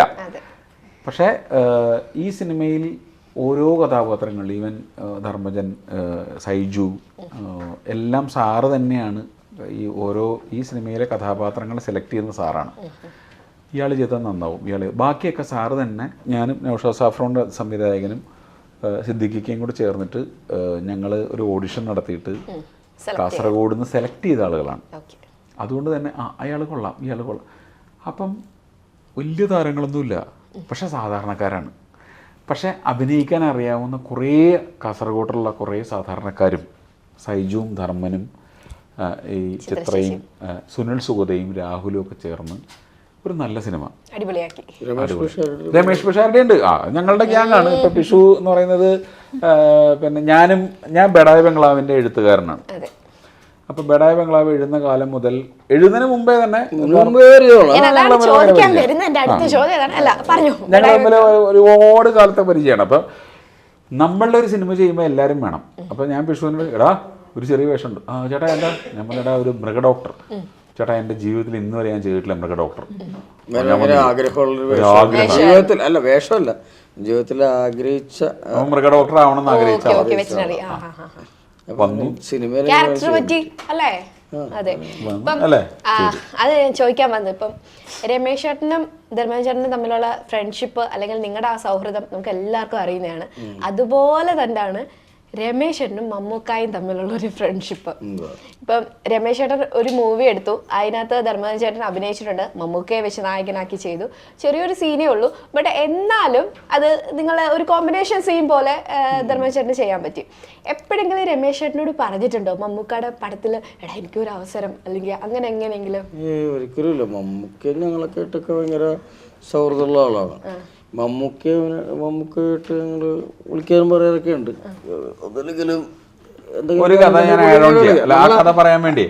ഞാനൊരു കോമഡി കൂടി ഉണ്ടെങ്കിൽ അതുകൊണ്ടാണ്. നമ്മുടെ മറ്റേ കഥ പറഞ്ഞാലോ? അല്ല, ഞാൻ പറഞ്ഞത് സിംഗപ്പൂരല്ല, ഞാൻ പറഞ്ഞത് ഈ മമ്മൂക്ക നമ്മുടെ നമുക്കൊക്കെ ഒരു ആവശ്യം ഉണ്ടെങ്കിൽ അപ്പം തന്നെ വിളിച്ചു വെച്ചിട്ട് എന്താ ഇപ്പം കൊറോണയൊക്കെ വന്ന ടൈമിന് എന്താണ് ആവശ്യം എന്നൊക്കെ ചോദിക്കും. അങ്ങനെയൊക്കെ പോണ് അതൊക്കെ പറഞ്ഞ് ചോദിക്കും. പിഷാരുടെ ഇപ്പോഴും മമ്മൂക്ക ഒരാളെ കൂടെ കൊണ്ടു നടക്കണമെങ്കിൽ അതിനൊരു ക്വാളിറ്റിയുള്ള ആളെ കൊണ്ടു നടക്കുള്ളൂ, അതിനുള്ള ക്വാളിറ്റി. അപ്പം ഇതിനെ പറ്റി കുറേ സംസാരമൊക്കെ ഉണ്ടാവും. കുറേ പേർക്ക് അസൂയൊക്കെ സ്വാഭാവികമാണല്ലോ. അപ്പോൾ മമ്മൂക്കയുടെ കൂടെ ഷരടി നടക്കുന്നു, അങ്ങനെ ഒരു സ്വന്തം വിളിച്ചിട്ട് മതി കുറേ പേർക്ക് ഇങ്ങനെയൊക്കെ ഉണ്ടാ എന്ന് പറഞ്ഞു. ഞാൻ പറഞ്ഞു ഗോവിന്ദച്ചാമ്മയുടെ കൂടെ ഒന്നും എല്ലാം നടക്കുന്നത് കൂടെ മമ്മൂക്കയുടെ കാറിൽ കയറി അവനെ പൊരുത്തിയിട്ട് ഇത്രയും ദൂരം പോയി അങ്ങനെയൊക്കെ പറയണമെന്നുണ്ടെങ്കിൽ നമുക്ക് ഇഷ്ടപ്പെട്ടിട്ടല്ലേ. നമ്മളെയൊക്കെ ഭയങ്കര ഇഷ്ടമാണ് പുള്ളിക്ക്. പുള്ളിക്ക് ഇഷ്ടമുള്ള ആൾക്കാരല്ലാതെ പുള്ളി ഇങ്ങോട്ടല്ലോ മമ്മൂക്കയുടെ പടത്തിൽ അഭിനയിക്കാൻ മമ്മൂക്ക TV കണ്ടിട്ട് അതിലൊരു ആർട്ടിസ്റ്റിനെ കണ്ടിട്ട് ഭയങ്കര ആർട്ടിസ്റ്റൊന്നുമില്ല, ആളെ കണ്ടിട്ട് അയാൾ നമ്മുടെ പടത്തിൽ വേണം, അടുത്ത പടത്തിൽ പുള്ളി നമ്മളുടെ മമ്മൂക്കയുടെ കൂടെ ഒപ്പം നിൽക്കുന്ന കഥാപാത്രമാണ് മമ്മൂക്കയുടെ കൂടെ. അപ്പോൾ ഇവനെ വിളിച്ചിട്ട് പറഞ്ഞു മമ്മൂക്കയുടെ പടം നാളെ തുടങ്ങുന്നു, ജോണിയാനടി സംവിധാനം, തോപ്പിൽ ജോപ്പൻ വിളിച്ചു. എക്സൈറ്റഡായി, ഇനി പറ്റിക്കുകയാണെന്ന് തോന്നി, ടെൻഷനായി, ഇല്ല ഉറപ്പാണെന്ന് ആയി. എൻ്റെ കൂട്ടുകാരെ വിളിച്ചു പറഞ്ഞു എന്നെ മമ്മൂക്കയുടെ പടത്തിലേക്ക് മമ്മൂക്ക എന്നെ സജസ്റ്റ് ചെയ്തിട്ട് വിളിച്ചിട്ടുണ്ട് അങ്ങനെയാണെന്നൊക്കെ പറഞ്ഞ് ഭയങ്കര. അപ്പോൾ കൂട്ടുകാരും ആകെ സന്തോഷത്തിലായി. ചെലവ് ചെയ്യണോട്ടാന്ന് പറഞ്ഞു, ചെലവ് ചെയ്യണം വാടക കിടന്നൊക്കെ പറഞ്ഞു. അങ്ങനെയൊക്കെ ഒരു റൂം എടുത്ത് ചെലവ് ചെയ്ത് അവിടെ ഒന്ന് അടിച്ച് പൂസായി ഉറങ്ങിപ്പോയി. പിറ്റേ ദിവസം രാവിലെ ഷൂട്ടിങ്ങാണ്. മമ്മൂക്ക അടക്കം കൂടെ വെയിറ്റിംഗ് ആണ്, ഒരു സെറ്റ് മുഴുവൻ വെയിറ്റിംഗ് ആയി. വന്നിട്ട് വേണം, ഒരാളും കൂടി ഉണ്ടല്ലോ ഇല്ലേ. പിന്നെ ആ സന്തോഷത്തിൽ അടിച്ചിട്ട് ഉറങ്ങിപ്പോയി. വേഷം പിന്നെ വേറൊരാൾ ചെയ്തു. നമുക്ക് മലയാള സിനിമയെ കണ്ടുപോരുതെന്ന് പറഞ്ഞാൽ ഇത്ര വലിയ ഭാഗ്യം എന്ന് പറഞ്ഞാല് ഞങ്ങളെ ഒരു പിഷുവും ഞാനും ധർമ്മനും അപ്പം ഞങ്ങൾ കുറേ ഇപ്പം ഏഷ്യാനെറ്റിൻ്റെ പല പരിപാടികളിലും ഞങ്ങൾ ഒരുമിച്ച് ഉണ്ട്. ഞാൻ എഴുത്തിലുണ്ടാവും. ഇപ്പം മമ്മൂക്കയെ വെച്ചിട്ട് ഞങ്ങൾ സിംഗപ്പൂർ ഒരു ഷോ ചെയ്തു. മമ്മൂക്കയാണ് അതിനകത്തെ ഇത് മെയിൻ ആൾ. അപ്പം ഞങ്ങൾ സ്കിറ്റുകളുണ്ട്, പിഷു ഉണ്ട്, ഞാനുണ്ട്, ഇവനുണ്ട്. അപ്പോൾ മമ്മൂക്കയുടെ ഒരു 136 സിനിമകളുടെ പേരുകൾ വെച്ചൊരു സ്കിറ്റ് ഉണ്ടാക്കി. അതാദ്യം ചെയ്തു, കണ്ടിട്ടുണ്ടാവും, യൂട്യൂബിലുണ്ടത്. അപ്പോൾ അത് ഞാനൊക്കെ കൂടെയാണ് എഴുതിയത്. അത് കഴിഞ്ഞിട്ട് ഞാൻ വേറൊരു സാധനം എഴുതി, അതായത് കഥ പറയുമ്പോൾ എന്ന് പറയുന്ന സംഭവത്തിൻ്റെ ശ്രീനിവാസനും മമ്മൂക്കയും തമ്മിലുള്ള സംഭവം. ശ്രീനിവാസൻ്റെ റോള് ധർമ്മജനെ വെച്ചിട്ട് ഞാനാ എഴുതിയ സ്കിറ്റ്. അപ്പം ഞാൻ മാത്രമല്ല, നമ്മുടെ ഒരു ടീമുണ്ട്, നമ്മൾ ആ ഒരു ഗ്യാങ് ഉണ്ട്. അപ്പം അന്നത്തെ കാലത്താണ് ഞാൻ പറഞ്ഞുതരാം. മമ്മൂക്ക പറയില്ല ലാസ്റ്റ് മൈക്കിൽ വന്നിട്ട് എൻ്റെ എനിക്കൊരു കൂട്ടുകാരനുണ്ടായിരുന്നു മമ്മൂസ്. അത് നേരെ തിരിച്ചാട്ടോ, ഉൾട്ടായിട്ടാണ് പറയുന്നത്. അപ്പോൾ ഇത് അവതരിപ്പിക്കുന്നതിന് തൊട്ട് മുമ്പ് ഞാൻ പിഷാരനോട് പറഞ്ഞാടാ മമ്മൂക്കനാണ് അത് എക്സ്പ്ലനേഡ് എന്ന് പറഞ്ഞ തിയേറ്റർ സിംഗപ്പൂർ അതിൻ്റെ നടുക്കിരുന്നാലാണ് എൻ്റെ കറക്റ്റ് വ്യൂ കിട്ടുള്ളൂ. സാധാരണ നമ്മൾ ഫ്രണ്ടിലല്ലേ ഏറ്റവും വലിയ അതിഥികളെ കൊണ്ടുനിരുത്തുന്നതൊക്കെ, ഇതിൻ്റെ ഒരു നടുക്കാണ് ഇരിക്കേണ്ടത്. അത് ഇത്തിരി പ്രയാസമുള്ള കാര്യമാണ്. നമ്മൾ തിയേറ്ററിൽ ഇങ്ങനെ സീറ്റിൻ്റെ ഇടയിൽ കൂടി പോകില്ലേ, അതേപോലെ പോയിരിക്കണം. അപ്പോൾ പിഷാരനോട് പറഞ്ഞാടാ മമ്മൂക്കനോട് പറയടാ ഒന്നിരിക്കാൻ പറയുമോ, ഞാൻ ഈ സ്കിറ്റ് അവതരിപ്പിക്കണം. ഓളെ ഒന്നും പറയുന്നില്ലെന്ന് പറഞ്ഞിട്ട് അവനെ ഒഴിഞ്ഞു കളഞ്ഞു. പിന്നെ ആൻഡോ ജോസഫാണ്. അപ്പം ആൻഡോ ചേട്ടനോട് ഞാൻ പറഞ്ഞു, ആൻഡോ ചേട്ടൻ ഒന്ന് നമുക്കോടൊന്ന് അവിടെ വന്നിരിക്കാൻ പറയുമോ. പുള്ളി അതിനെക്കാട്ടി നൈസായിട്ട് ഒഴിഞ്ഞിട്ട് മോൻ തന്നെ പറ അവിടെ ഉണ്ട് എന്ന് പറഞ്ഞു. ഞാൻ റൂം തുറന്ന് ചെന്ന് എന്താടാ നമുക്ക് ഞാനൊരു സ്കിറ്റ് കണ്ടു. പിന്നെ സ്കിറ്റ് ചെയ്യാനല്ല എന്നോട് കൂലിപ്പണി കൊണ്ടുവന്നാണോ? അങ്ങനെയല്ല, ഞാനൊരു സ്കിറ്റ് മറ്റേ കഥ പറയുമ്പോൾ അവൻ പറഞ്ഞു സുനീഷ് എഴുതിയ അവൻ പറഞ്ഞായിരുന്നു. ശരി ഞാൻ എന്താ വേണ്ടത്? അപ്പോൾ ഇവിടെ ഈ സ്ക്രീനിൽ കാണാം, TV സ്ക്രീനിൽ കാണാം സ്റ്റേജിലൊക്കെ നമ്മൾ പുള്ളി ഇങ്ങനെ വിശ്വസിക്കാം. ഒന്ന് ഞാനത് അവതരിപ്പിക്കുമ്പോൾ അവിടെ വന്നിരിക്കാൻ പറ്റും. അവിടെ ഉണ്ടല്ലോ, ഇവിടുന്ന് കണ്ടാൽ പോരെ, പിന്നെ അവിടെ വന്നിരിക്കണം, ആരും വന്നിരിക്കണം എന്ന് ചോദിച്ചു. അല്ല നമുക്ക് അവിടെ വന്നിരുന്നാൽ നമുക്കൊരു സാന്നിധ്യത്തിൽ നിന്ന് എന്നൊക്കെ പറഞ്ഞിട്ട് ഞാൻ ആക്ഷനൊക്കെ കാണിക്കുന്നുണ്ട്. പിന്നെ നിൻ്റെ സെക്രട്ടറിയോടല്ലേ ജീവിക്കാൻ പുള്ളി ഇതൊക്കെ പറയണോ ഇതൊക്കെ എന്ന് പറയുന്നുണ്ട്. കാരണം അപ്പം സുരാജൊക്കെ സ്റ്റേജിൽ അപ്പോൾ കളിച്ചോണ്ടിരിക്കണേ, അതിവിടെ എനിക്ക് കാണാം. ഞാൻ നമുക്കിനോട് വർത്താനം പറയുന്നുണ്ട്, സുരാജൊക്കെ സ്ക്രിപ്റ്റിലുണ്ട്. അങ്ങനെ കേട്ടൊക്കെ നമുക്ക് നടക്കും. എടാ അവിടെ ഇടയ്ക്കൂടി വന്നിട്ട് വേണം നടുക്കിരിക്കാൻ. നിനക്ക് ഇവിടെ ഒന്ന് പ്രോഗ്രാം ചെയ്തിട്ടില്ലല്ലോ നേരത്തെ, അതിൻ്റെ ഇടയിൽ കൂടി വന്നിട്ട് ഇരിക്കാൻ വലിയ ബുദ്ധിമുട്ടാണ്. ആൾക്കാരുടെ ഇടയിൽ കൂടി കാര്യം മാറ്റി വെച്ചിട്ടൊക്കെ പോകണം എന്നൊക്കെ പറഞ്ഞു. പറയാൻ പറ്റും. അപ്പോൾ ഞാൻ നോക്കുമ്പോഴും ഇവിടെ തീരാറായി. ഞാൻ പോണം, നോക്കുന്നു. ഞാൻ ഡോറിൻ്റെ അവിടെ വന്ന് നിൽക്കാം, ഡോറിൻ്റെ അവിടെ വന്നിട്ട് കാര്യമില്ല എന്ന് ഞാൻ പറയുകയും ചെയ്തു. ഞാനപ്പോൾ തന്നെ ഓടിപ്പോയി പെട്ടെന്ന് തന്നെ റെഡിയായിട്ട് ഞാൻ കയറി. ഇവരെഴുതിയ സ്ക്രിപ്റ്റ് ഡയലോഗുകൾ തുടങ്ങുമ്പോൾ ഞാൻ നോക്കുമ്പോൾ മമ്മൂക്ക ആൾക്കാരുടെ ഇടയിൽ കൂടി നടന്നു ഫ്രണ്ടിൽ. അത് നമ്മൾ തിയേറ്ററിൽ കയറിപ്പോ ഇങ്ങനെ പോകൂലേ, അതേപോലെ പുള്ളി പോയിക്കൊണ്ടിരിക്കും. ഒരു കാര്യമില്ല പുള്ളിക്ക്, ഒരു കാര്യമില്ല പുള്ളിക്ക് എനിക്ക് വേണ്ടി അങ്ങനെ ചെയ്യാനായിട്ട്. പക്ഷെ പുള്ളി വന്നിരുന്നു, ഞാൻ ഈ പരിപാടി ഇവനെ എഴുതിയ സാധനം ഞാൻ പ്രസന്റ് ചെയ്തു, ഞാൻ പുറകെ പോയിട്ട് കരഞ്ഞു പോയി സത്യം പറഞ്ഞാല്. അയ്യോ നമ്മള് അത് ധർമ്മം മാത്രമല്ല, നമുക്കൊക്കെ മമ്മൂക്കാണ് ഇരിക്കുന്നത്, മമ്മൂക്ക വന്നാൽ ഞങ്ങളുടെ സ്കിറ്റ് കാണുന്നില്ലേ, അതിനപ്പുറം എന്നെ കട്ട് ചെയ്ത് കാണിക്കുന്ന ഒരു സംഭവം നോക്കട്ടെ. അത് വേറൊരു നടനാണെങ്കിലും എന്നോട് പറഞ്ഞ ചിലപ്പോൾ ഞാൻ പോലും എന്തായിരിക്കും എന്ന് എനിക്ക് അറിയാൻ പാടില്ല. പക്ഷേ മമ്മൂക്കനെ പോലത്തെ ഒരാൾ വന്ന് ഇരുന്നിട്ട് സ്കിറ്റ് കഴിഞ്ഞിട്ട് ചിരിപ്പിക്കുന്ന സ്കിറ്റാണെന്ന് ഞാൻ ബാത്റൂമിൽ പോയിട്ട് കരഞ്ഞു പോയ ഒരു സന്ദർഭമാണ്. അത് മമ്മൂക്കയെ ചെയ്യുള്ളൂ. നമ്മൾ വഴക്കൊക്കെ പറയും, പിന്നെ ഞാൻ എന്ത് ചെയ്യാനട്ടാ എന്നൊക്കെ പറയുകയൊക്കെ ചെയ്യുമെങ്കിലും ഭയങ്കരമായിട്ട് നമ്മളെ വിളിക്കുകയും അന്വേഷിക്കുകയും നമ്മളെപ്പറ്റി അന്വേഷിക്കുകയും. ഇന്നാളെ പിഷാരടി എന്നെ പറ്റി ഒരു കുറ്റം പറഞ്ഞു മമ്മൂക്കനോട്. അയ്യോടാ അവനെ നമുക്ക് അങ്ങനെയൊന്നും പറയാൻ പറ്റില്ല, ഞാൻ എൻ്റെ 2 ഇൻ്റർവ്യൂ എടുത്ത് നോക്കും, അത് നല്ല വായനാശീലമുള്ളവനാണ്, എൻ്റെ നല്ല പദപരിചയമൊക്കെ ഉള്ളൊരുത്തനാണ്, അങ്ങനെ പറയാൻ പറ്റാതെ പറഞ്ഞിട്ട് ഇവനെ പിണങ്ങി കൊല വിളിച്ച്. അവൻ എന്നെ വിളിച്ചിട്ട് പറഞ്ഞു, എടോ മമ്മൂക്കനോട് ഞാനൊരു ചെറിയൊരു കാര്യം പറഞ്ഞേ ഉള്ളൂ, പുള്ളി എന്നെ പിണങ്ങി ഇടങ്ങേറാക്കിയെന്ന് പറഞ്ഞു. അങ്ങനത്തെ ഒരാളാണോ മമ്മൂക്ക എന്ന് പറഞ്ഞാൽ? വേറൊരു നടനം അങ്ങനെ ചെയ്യുമെന്ന് എനിക്ക് തോന്നുന്നില്ല. അങ്ങനത്തെ ഒരാൾ നമുക്ക് വേണ്ടിയിട്ടേ ചെറിയൊരു ആൾക്കാർക്കൊക്കെ വേണ്ടിയിട്ട് അങ്ങനെ ചെയ്യുമെന്ന് എനിക്ക് തോന്നുന്നില്ല. എന്നെ കണ്ണ് നനയിപ്പിച്ചൊരു സംഭവമാണ്, ഞാൻ പോയി പോയിരുന്നു കരഞ്ഞു പോയ സംഭവമാണ്. ഞാൻ ആരും കാണാണ്ട്, ഞാൻ ആദ്യമായിട്ടാണ് പറഞ്ഞത്, ഞാൻ വിഷാരോടും പറഞ്ഞിട്ടില്ലേ കരഞ്ഞെന്നുള്ളത്. ഞാൻ പുറകെ പോയി ആ സ്കിറ്റ് കഴിഞ്ഞിട്ട് കരഞ്ഞതാണ്. അതിനുശേഷം ഞങ്ങൾ എല്ലാവരും കൂടി നിൽക്കുന്നൊരു ഇതുണ്ടായിരുന്നു, ആങ്കറിങ് പെൺകുട്ടി രണ്ടുപേരും ആങ്കേഴ്സാണ്, പിഷാരുടെ ആങ്കറിയാണ്, ടിനി ടോം, മമ്മൂക്ക, സുരാജ്, ഞാൻ. അപ്പോൾ ടിനി ടോം പറഞ്ഞു, ഞാൻ മമ്മൂക്കയുടെ വേഷത്തിലൂടെ ശരീരം കൊണ്ട് അഭിനയിച്ച് സിനിമയിൽ വന്നൊരാളാണ്. എനിക്ക് ഡബിൾ റോൾ അഭിനയിച്ചപ്പോൾ ഒരു വേഷം ഞാനാണ് ഇട്ടത്. അങ്ങനെ മമ്മൂക്കയുടെ ശരീരഭാഷയിലൂടെ സിനിമയിൽ വന്ന ഒരാളാണ്, എനിക്ക് മമ്മൂക്കയോട് ഒരുപാട് കടപ്പാടുണ്ട് എന്നൊക്കെ പറഞ്ഞു. സുരാജ് അവൻ പറഞ്ഞു, ഞാൻ മമ്മൂക്കയുടെ ശബ്ദം കൊണ്ട് സിനിമയിൽ വന്ന ആളാണ്, രാജമാണിക്യം എന്ന സിനിമയിൽ മമ്മൂക്കയുടെ ശബ്ദം അങ്ങനെ കൊടുക്കാനും അദ്ദേഹത്തിന് പറഞ്ഞു കൊടുക്കാനൊക്കെ ആയിട്ട് വന്ന് സിനിമയിൽ വന്ന ആളാണ്, എന്നെ അങ്ങനെ സിനിമയിൽ കൊണ്ടുവന്ന ആളാണ് മമ്മൂക്ക, എനിക്ക് വളരെ കണ്ട് എന്നൊക്കെ പറഞ്ഞു. പിന്നെ ഞാനാ നിൽക്കണേ പറയാൻ. അപ്പൊ ഞാൻ മമ്മൂക്ക എന്നെ ഇങ്ങനെ നോക്കി, എന്താ പറയണേന്ന് നോക്കി, ഒന്നും പറയാല്ലേ. ഇനി വരുമ്പോൾ ഞാൻ പറഞ്ഞു, ടിനി ഇപ്പൊ പറഞ്ഞു, ടിനി രൂപം കൊണ്ട് മലയാള സിനിമയിൽ എത്തിയാളാന്ന് പറഞ്ഞു. സുരാജ് പറഞ്ഞു, ശബ്ദം കൊണ്ട് വന്നാളാന്ന് പറഞ്ഞു. പക്ഷെ ഞാനും മമ്മൂക്കയൊക്കെ സ്വന്തം കഴിവുകൂടെ സിനിമയിൽ വന്ന ആളാണ്. മമ്മൂക്ക എത്തിച്ചേരിച്ചത് യൂട്യൂബിൽ കിടപ്പെട്ടതൊക്കെ ഞാൻ പറഞ്ഞോട്ടെ, നമ്മൾ എറിഞ്ഞു കൊടുക്കണം. ഈ സിനിമയുടെ പേരെന്താ? ഈ സിനിമയുടെ പൊറാട്ട് നാടകത്തെ പറയുമ്പോ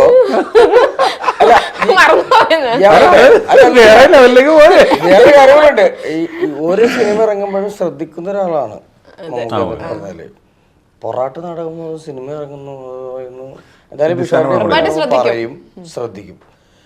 സുരീഷിനെ ഭയങ്കരമായിട്ട് അറിയാവുന്ന ഒരാളാണ്, എന്നെ അറിയാവുന്ന ഒരാളാണ്.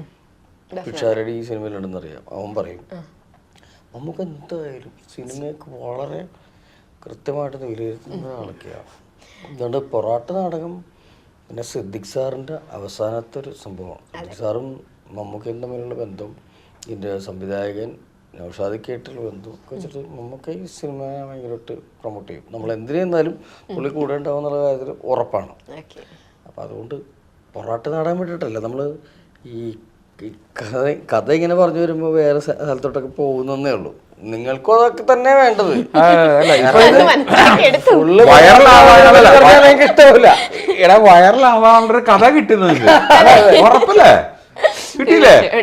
അയ്യോ, എക്സ്പീരിയൻസ് നമുക്ക് കേൾക്കുമ്പോൾ പുതുമയുള്ള കഥകളല്ലേ. ഞാനിങ്ങനെ പറയുമ്പോഴേ ഈ സിദ്ദിഖ് സാറ് പോയതിനു ശേഷമുള്ള സിദ്ദിഖ് സാറിന്റെ അവസാനത്തെ കൈപോകുന്ന സിനിമ എന്നൊക്കെ പറയുമ്പോൾ ഇതൊരു സിദ്ദിഖ് അനുസ്മരണ സമ്മേളനമായി മാറാൻ പാടില്ല. അദ്ദേഹത്തിന് ഇഷ്ടം കോമഡിയായിരുന്നു. അദ്ദേഹം വളരെ ഇതുള്ള കാര്യങ്ങൾ പോലും ഹ്യൂമറസ് ആയിട്ട് അവതരിപ്പിക്കുന്ന ആളായിരുന്നു. അദ്ദേഹത്തിനും മേളിൽ നിന്ന് കാണുമ്പോൾ അദ്ദേഹത്തിനും ഇതായിരിക്കും ഇഷ്ടം. ഒരിക്കലും അദ്ദേഹത്തിന് ഭയങ്കര അയ്യോ മറ്റൊന്ന് അതായിരിക്കില്ല ഇഷ്ടം.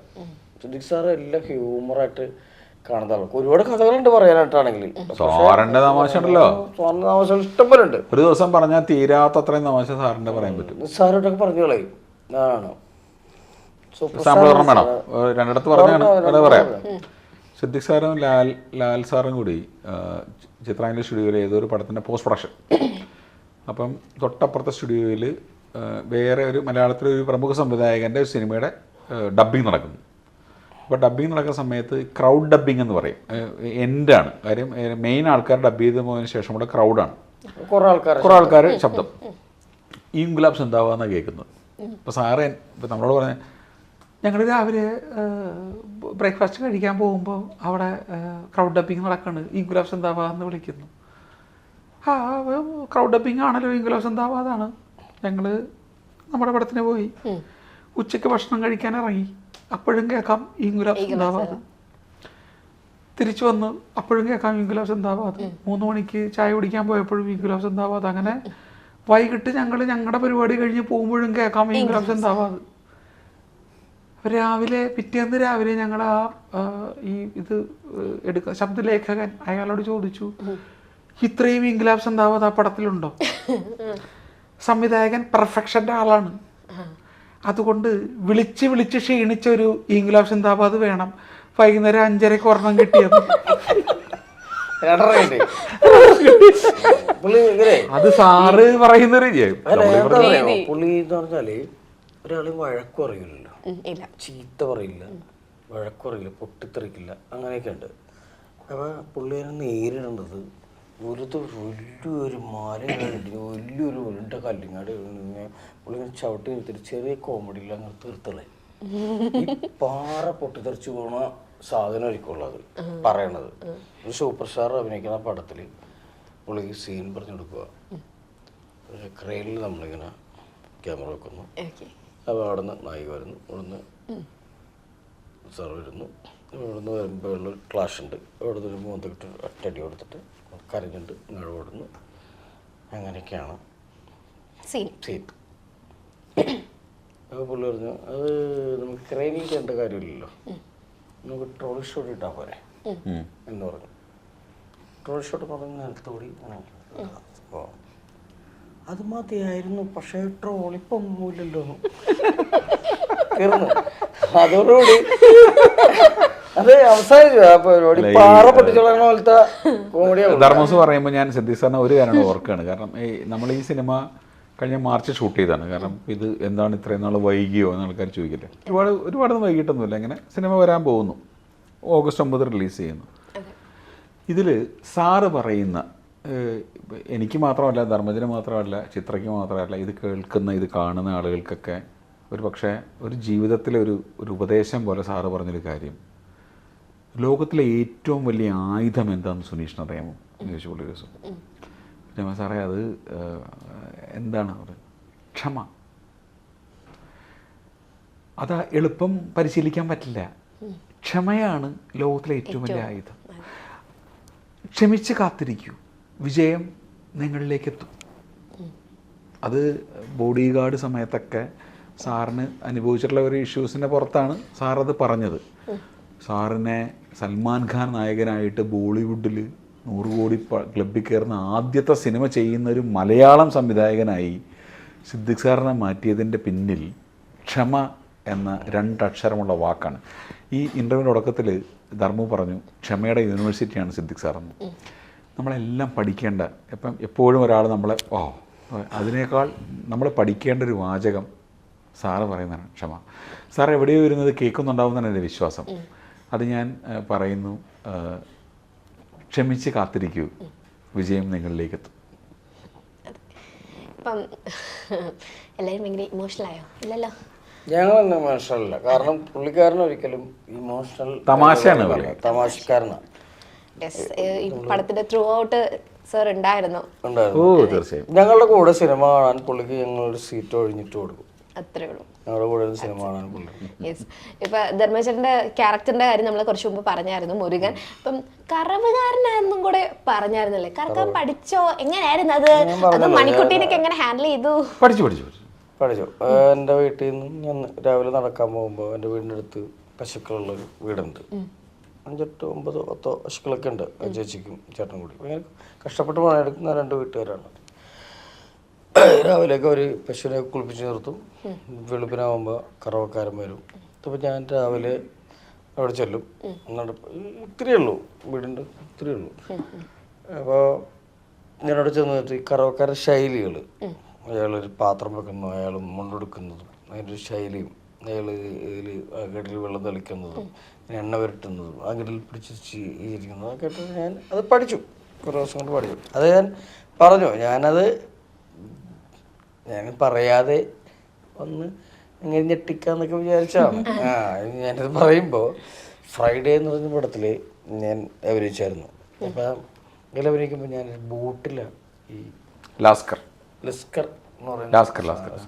അപ്പോൾ അതിൽ ബോട്ട് അടുക്കുമ്പോൾ ഈ കയറിറങ്ങിട്ട് പിടിച്ചിട്ട് ഇങ്ങനെ അടുത്ത് ബോട്ട് അടുപ്പിക്കണം. ഒഴുക്കൊക്കെ ഉള്ളപ്പോൾ ബോട്ടൊക്കെ പിടിച്ച് ചവിട്ടി അടുപ്പിക്കണം.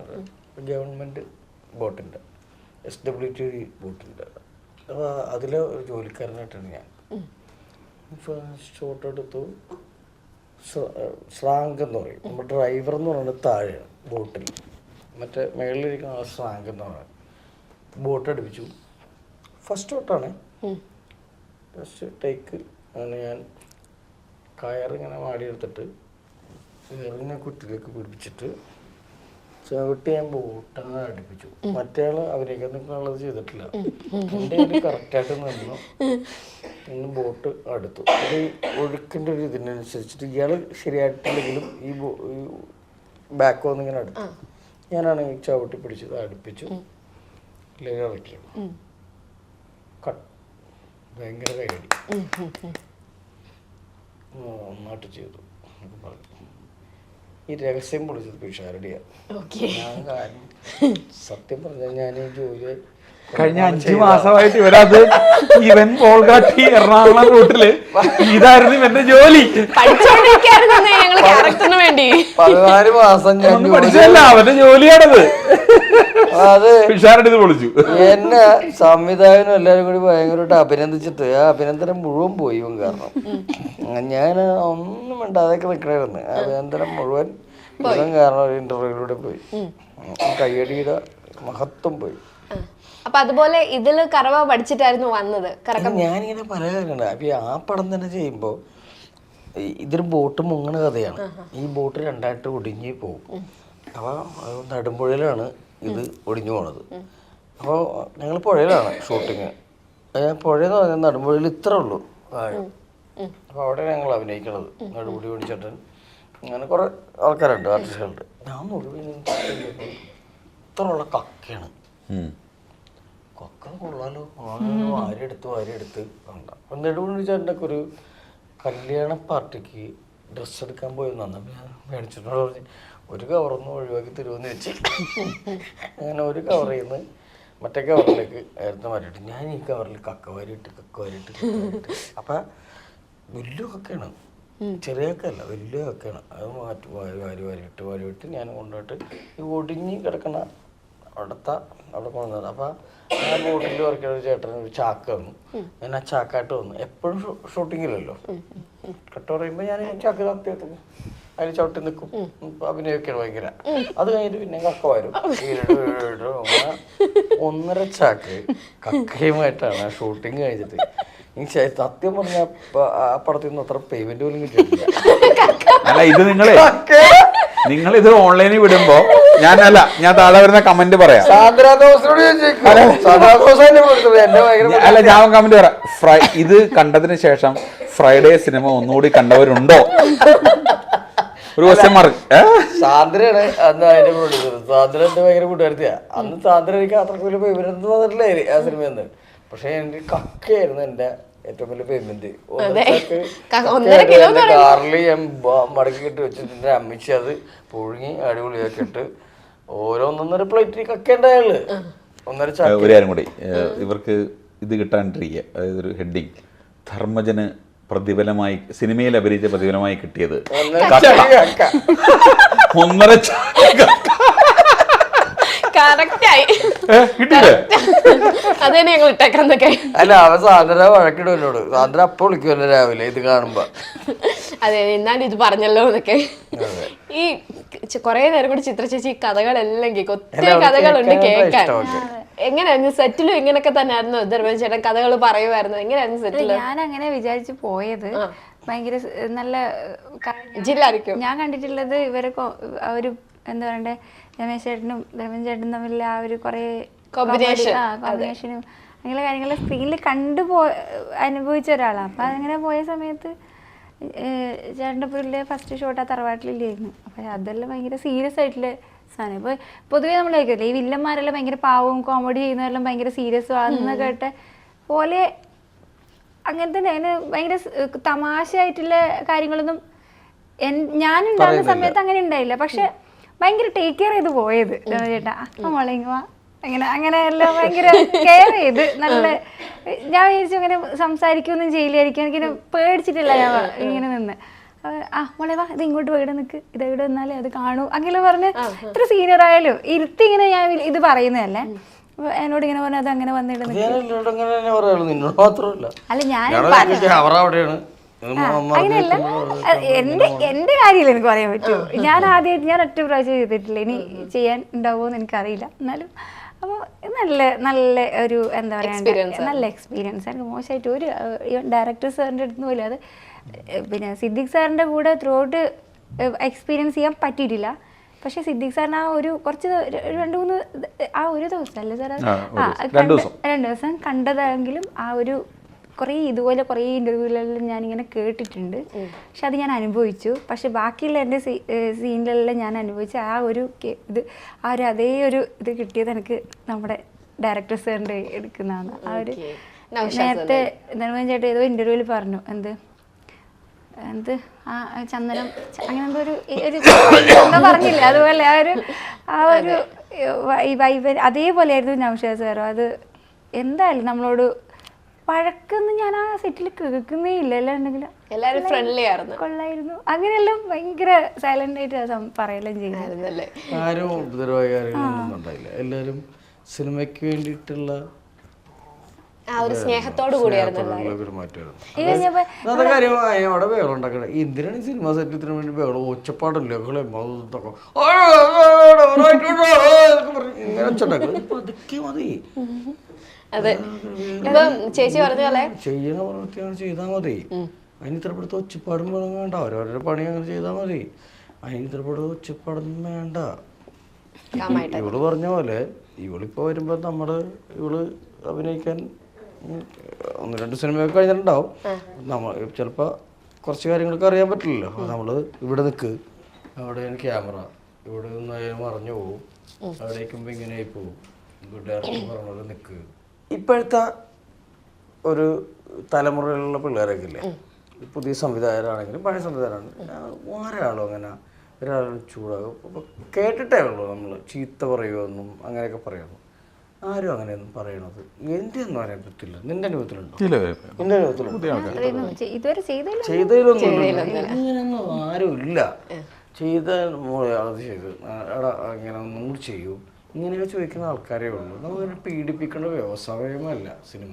ആൾക്കാർ സിനിമേനെ ഭയങ്കര ഇതൊക്കെ പറയുമെങ്കിലും ഒരിക്കലുമല്ല. വളരെ എനിക്ക് പറഞ്ഞാൽ ഞാൻ എൻ്റെ അഭിപ്രായം പറഞ്ഞാൽ വളരെ നല്ല രീതിയിൽ പെണ്ണുങ്ങൾക്കും ആണുങ്ങൾക്കും സ്വതന്ത്രമായി വിന്യസിക്കാവുന്നൊരു സംഭവമാണ് സിനിമ. പിന്നെ സിനിമ ഇത്ര പോപ്പുലർ മീഡിയ ആയതുകൊണ്ടാണ് നമ്മളിങ്ങനെ അറിയപ്പെടുന്നത്. എല്ലാ മേഖലയിലും ഇതെല്ലാം ഉണ്ട്, എല്ലാം ഉണ്ട്. ഒരു മുളകൊടി കമ്പനിയിലാണെങ്കിലും ഇതുണ്ടാവും. നമ്മൾ പറഞ്ഞു വന്നത് പൊറാട്ട നാടകമാണ്. അപ്പോൾ സിദ്ദിഖ് സാറിൻ്റെ അവസാന കയ്യൊപ്പ് പതിഞ്ഞ ഈ സിനിമ സൈജു, ധർമ്മൂസ്, പിഷാരടി, സുനിൽ സുഗത, പിന്നെ ഷുക്കൂർ വക്കീൽ, ഐശ്വര്യ, ചിത്ര നായർ, ജിജിന, പിന്നെ അങ്ങനെ മണിക്കുട്ടി, പിന്നെ നമ്മുടെ സൂരജ്, തേലക്കാട് സൂരജ്, അങ്ങനെ ഒരുപാട് സംഗീതം. രാഹുൽ രാജാണ് മ്യൂസിക്, നമ്മുടെ ആർട്ട് സുജിത്താണ്, നമ്മുടെ ഡിസൈൻ മനുവാണ്. അങ്ങനെ നമ്മൾ ഒരുപാട് നല്ല ആളുകൾ ഒരുമിച്ച് ചേർന്നൊരു നല്ല രസമുള്ള സിനിമ. ഞങ്ങളിപ്പം ആളുകൾക്ക് പറയും അയ്യോ നിങ്ങൾ സിദ്ദിഖ് സാറിൻ്റെ സിനിമ കാണാൻ വേണ്ടി വരുന്നു എന്നുള്ളതല്ല. സാറിൻ്റെ ഓർമ്മയിൽ ഞങ്ങളൊന്നും സാറിൻ്റെ അത്രയും കഴിവുള്ള ആൾക്കാരൊന്നുമല്ല. സാറൊരു അസാമാന്യ പ്രതിഭയാണ്. സാറ് ഞങ്ങളുടെ സ്ക്രിപ്റ്റ് സെലക്ട് ചെയ്തു എന്ന് കേൾക്കുമ്പോൾ കിട്ടുന്ന ഒരു സന്തോഷമില്ലേ, അത്രേ ഉള്ളൂ. അപ്പോൾ സാറൊരു അസാമാന്യ പ്രതിഭ, വലിയ ഒരാളാണ്. ഞങ്ങളുടെ സ്ക്രിപ്റ്റ് സെലക്ട് ചെയ്ത ഒരാൾ. അപ്പം ഞങ്ങളുടെ സ്ക്രിപ്റ്റ് അത്രേ ഉള്ളൂ. അപ്പോൾ സാറ് ഞങ്ങളുടെ കൂടെ നിന്ന് ഈ സിനിമ ചെയ്തു തന്നു എന്ന് നമ്മൾ കാണുന്നു. ഈ സിനിമ ഓഗസ്റ്റ് 9 റിലീസാവുകയാണ്. തീർച്ചയായും പ്രേക്ഷകർ ഞങ്ങളുടെ സിനിമ കാണാൻ വരിക. സിദ്ദിഖ് സാറിൻ്റെ സിനിമകളിൽ നിന്ന് കിട്ടുന്ന അത്രയും തമാശ കിട്ടിയില്ലെങ്കിലും ആർക്കും നിരാശരാവേണ്ടി വരില്ല. കുറേ കുടുംബങ്ങളുടെ രസകരമായ, നമ്മളിപ്പോൾ വീട്ടിലൊക്കെ കാണുന്ന TV സീരിയൽസിനേക്കാൾ അപ്പുറം ഞാനും ധർമ്മമൊക്കെ ബഡായി ബംഗ്ലാവിൻ്റെയൊക്കെ റൈറ്ററാണ് ഞാൻ. അതിനേക്കാൾ അപ്പുറമുള്ള കുറച്ചുകൂടി രസമുള്ള തമാശ, ഗൗരവമുള്ള തമാശ ഈ സിനിമയിൽ നിങ്ങൾക്ക് കാണാൻ കഴിയും. തീർച്ചയായും നിങ്ങൾ വരണം എന്നാണ് ഞങ്ങളുടെ ടീമിൻ്റെ ഒരു അഭ്യർത്ഥന. ഓക്കെ, ഈ ഒരു കൺക്ലൂഷൻ മൊമെന്റ് ഞാൻ നമ്മുടെ റൈറ്ററിനോട് ഒരു കാര്യം ചോദിച്ചോട്ടെ. ലാലേട്ടനെ വെച്ചിട്ട് മോഹൻലാൽ എന്നൊരു സിനിമ ചെയ്തു. ലാലേട്ടൻ വെച്ചിട്ടല്ല, മഞ്ജുഷിനെ വെച്ച് ലാലേട്ടൻ എന്നൊരു മെയിൻ വെച്ചിട്ട് മോഹൻലാൽ എന്നൊരു സിനിമ ചെയ്തു. മമ്മൂക്കാനെ വെച്ചിട്ട് അങ്ങനെ ചെയ്യാൻ പ്ലാൻ വല്ലതും ഉണ്ടോ? അയ്യോ, ഇല്ല. മമ്മൂക്കയുടെ കേസിൽ നമ്മളിപ്പോൾ ഇത്തിരി മുമ്പ് പറഞ്ഞ കഥയില്ലേ, അങ്ങനെയല്ല. ഇത് ഈവൻ മോഹൻലാൽ എന്ന് പറയുന്ന ഒരു വലിയ നടൻ്റെ സ്റ്റാർഡം ഉപയോഗിച്ചുകൊണ്ട് മഞ്ജു ചെയ്തൊരു സിനിമയാണ് ഞങ്ങളുടെ മോഹൻലാൽ. അത് ഫാൻ ബേസ് അത് സമ്മതിച്ചു ആ പേരുടെ. അതുകൊണ്ടാണ് ആ സിനിമ വന്നത്. മോഹൻലാലിനെ പോലത്തെ ഒരു വലിയൊരാള് ആന്റണി ചേട്ടനും മോഹൻലാലും ലാലേട്ടനും ഒക്കെ സമ്മതിച്ചുകൊണ്ടാണ് ആ സിനിമ ഉണ്ടായതില്ലെങ്കിൽ ആ സിനിമ ഉണ്ടാവില്ല. ഈവൻ മമ്മൂക്കയെ വെച്ചുകൊണ്ട് നമുക്ക് സിനിമ ചെയ്യാം. കാരണം മമ്മൂക്ക അത്രയും ഫാൻഷിപ്പ് അല്ലെങ്കിൽ അത്രയും ആരാധക ഉള്ളൊരു ആളാണ് മമ്മൂക്കയും. നമുക്കൊക്കെ ഇങ്ങനെ ഈ മോഹൻലാലും മമ്മൂട്ടി എന്ന് പറയുന്നത് മലയാളം എന്ന ഭാഷയുടെ നമ്മൾ കേരളത്തിൻ്റെ ഭൂപടം വരയ്ക്കില്ലേ, നമ്മൾ ഭൂപടം വരയ്ക്കുമ്പോൾ നമ്മൾ സ്കൂളിൽ പഠിക്കുന്ന സമയത്ത് എങ്ങനെ വരയ്ക്കുക, ഒരു സൈഡ് വരച്ചിട്ട് പിന്നെ ഇങ്ങനെ വരയ്ക്കും. അതിലൊരു വലിയ 2 മല ഉണ്ടാവില്ലേ, അത് 2 M ആണ്. ഒന്ന് മോഹൻലാൽ, ഒന്ന് മമ്മൂട്ടി. അപ്പം എനിക്ക് മോഹൻലാലിനെ വെച്ച് സിനിമ ചെയ്യാൻ കഴിയുമെന്നുള്ളത് എൻ്റെ ഭാഗ്യമാണ്. ഇനി മമ്മൂക്ക വെച്ച് സിനിമ ചെയ്യാൻ പറ്റും. സമ്മതിക്കില്ല, ഉറപ്പായും ചെയ്യും. കാര്യം നമുക്ക് അങ്ങനെ ഒരു കഥ ഉണ്ടാവുക. കാരണം ഇനിയിപ്പോൾ അത് റിപ്പീറ്റ് ചെയ്യാൻ നമുക്ക് പറ്റില്ല. പക്ഷെ അതല്ലാതെ നമുക്ക് സിനിമ ചെയ്യാൻ പറ്റും ഉറപ്പായും. ഒരു വലിയ രണ്ട് മഹാഗോപുരങ്ങൾ അല്ലേ, നമ്മളെ സിനിമയെ പ്രൊട്ടക്റ്റ് ചെയ്യുന്ന. ഞാൻ നേരത്തെ പറഞ്ഞാൽ ഈ ഭൂപടത്തിനെ കേരളം പ്രൊട്ടക്റ്റ് ചെയ്യുന്നില്ലേ, എത്രയോ 40 വർഷമായി മലയാള സിനിമയെ പ്രൊട്ടക്റ്റ് ചെയ്യുന്ന 2 വലിയ ഗോപുരങ്ങളാണ്. ഞങ്ങളൊക്കെ അതിന് താഴെ എവിടേക്കോ നിൽക്കുന്ന ചെറിയ ആൾക്കാർ. യെസ്, ഈ പറഞ്ഞ പോലെ ഓഗസ്റ്റ് മാസം 9 നമ്മുടെ മൂവി തിയേറ്ററിൽ വരുവാണ്. പറഞ്ഞ പോലെ നമ്മുടെ എല്ലാവരും പ്രിയപ്പെട്ട സിദ്ദിഖ് സാറിൻ്റെ ബ്ലെസ്സിങ്സ് ത്രൂ ഔട്ട് ഈ മൂവിയിലുണ്ട്. റിലീസിൻ്റെ സമയത്ത് ധർമ്മചേട്ടൻ പറഞ്ഞ പോലെ തൊട്ടടുത്തൊരു സീറ്റ് സിദ്ദിഖ് സാറിന് ഒഴിച്ചിട്ട് ഇരിക്കുമെന്ന് നമ്മളെല്ലാവരും പ്രതീക്ഷിക്കുന്നു. അതുപോലെ തന്നെ വലിയൊരു സക്സസ് ആവട്ടെ. നിങ്ങളുടെ എല്ലാവരുടെയും ഞങ്ങളെല്ലാം കാത്തിരിക്കുകയാണ്. സിദ്ദിഖ് സാറിൻ്റെ പ്രാർത്ഥനയുണ്ട്. സോ ഇത്രയും നേരം നമ്മുടെ ഈ ഷോയിൽ പങ്കെടുത്തിരുത്താൻ നന്ദി. Thank you so much.